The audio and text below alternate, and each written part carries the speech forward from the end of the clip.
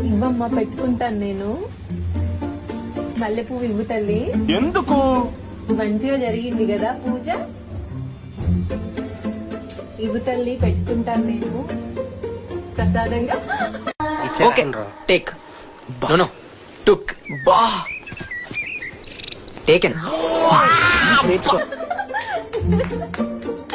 అమ్మ ఇచ్చేసింది.